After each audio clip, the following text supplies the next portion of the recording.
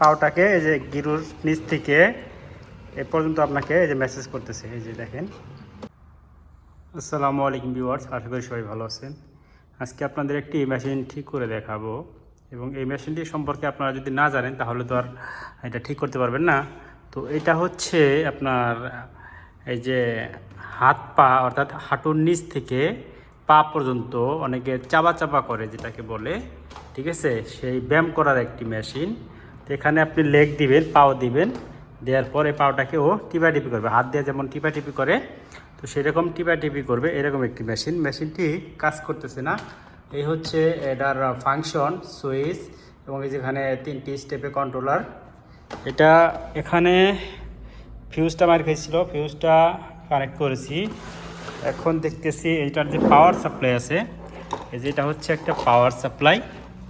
আপনাদের এই power supply সম্পর্কে একটু ধারণা দিয়ে দিই, তাহলে আপনারা এটা যদি সমস্যা হয় খুব ইজিলি ঠিক করতে পারবেন বা মডিফাই করতে পারবেন। যেমন আপনাদের একটু বলি, এখানে দেখেন, এটা হচ্ছে একটি পাওয়ার সাপ্লাই এবং কন্ট্রোলার। এতটুক হচ্ছে কন্ট্রোলার, এই হচ্ছে কন্ট্রোলার আইসি, এইটুক হচ্ছে পাওয়ার সাপ্লাই যেটা ট্রান্সফরমার। ওকে, তো এইটা কত ভোল্টের ট্রান্সফরমার অর্থাৎ কত ভোল্টের পাওয়ার সাপ্লাই এখানে কিন্তু লেখা নাই, এবং এটার যে আপনার ম্যানুয়াল আছে বা আপনার যে টেক্সটগুলো রয়েছে এখানেও কিন্তু লেখা নাই যেটা কত ভোল্টে। এটা জাস্ট 220 ভোল্ট লেখা আছে। এটা কিন্তু ডিরেক্টলি 220 ভোল্ট নয়, এটা হচ্ছে একটি ডিসি পাওয়ার সাপ্লাই, এসির থেকে ডিসি পাওয়ার সাপ্লাই। অর্থাৎ এখানে 2টা মোটর আছে ভিতরে, এখানে 2টা মোটর হচ্ছে ডিসি। এই পাওয়ার সাপ্লাইটি কত ভোল্ট আপনাদের জানা থাকলে সুবিধা হবে।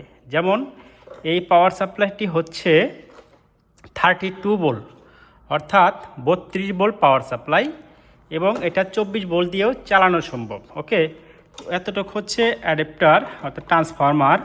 এখন আপনার যদি কোনো কারণবশত এইটুকু এটা নষ্ট হয়েছে, এটা আমি ঠিক করতে পারবো, সমস্যা নেই। তো এটা আপনাদের ঠিক করেই দেখাবো। তো আপনাদের যদি এইটুকু নষ্ট হয়ে যায় অর্থাৎ পাওয়ার না থাকে, অর্থাৎ আউটপুট ভোল্টেজ এই সাইডে না থাকে, 32 ভোল্ট যদি না থাকে, তো সেক্ষেত্রে আপনি কি করবেন?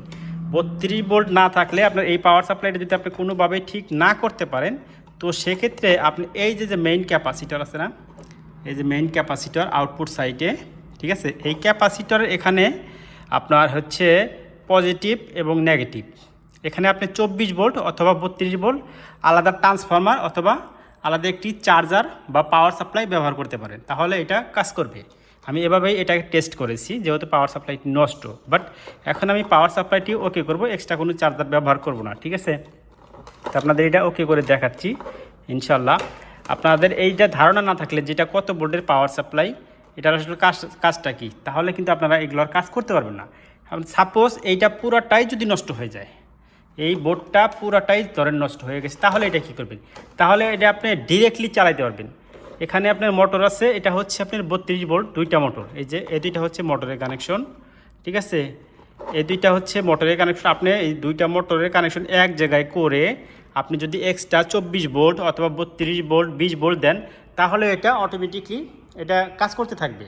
বাস এখানে যে ম্যানুয়াল ফাংশনগুলো আছে এগুলো কাজ করবে না, কিন্তু ডিরেক্টলি আপনার মোটরগুলো ঘুরলেই আপনার এটার যে কাজটা সেটা করে দিবে। ওকে, তো এটা মানে ওই রকম গুরুত্বপূর্ণ বিষয় কিছু না যে সার্কিট আপনাকে লাগাতেই হবে। সার্কিটটা জাস্ট দিছে কিসের জন্য?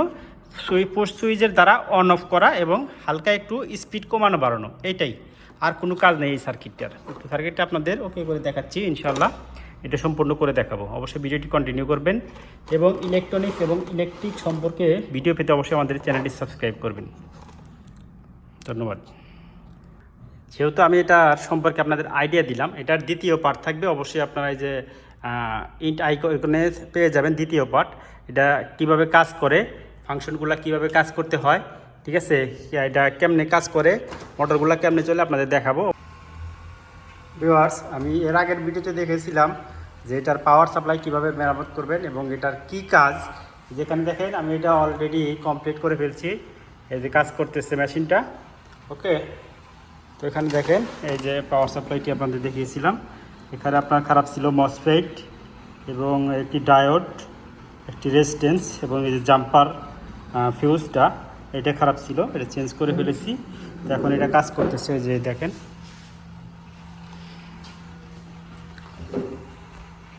আমি এটা এখন পুরোপুরিভাবে সেটিং করে আসলে এটা কীভাবে পা রাখে এবং কীভাবে কাজ করে আপনাদের দেখানোর চেষ্টা করব। এই যে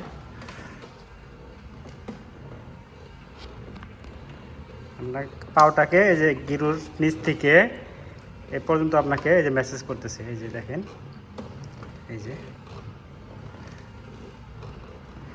এখানে আপনি স্পিড কমাতে বাড়াতে পারবেন। এটা হচ্ছে স্পিড 1-এ আছে, স্পিড 2-তে দিতে পারবেন।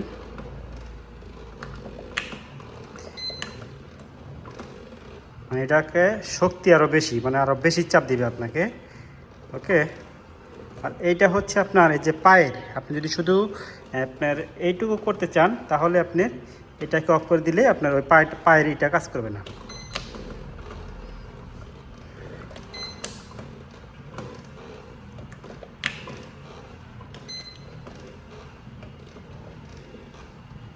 ওকে,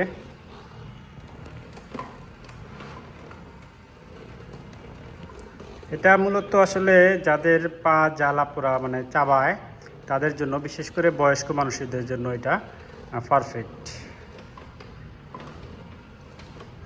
খুবই আরামদায়ক।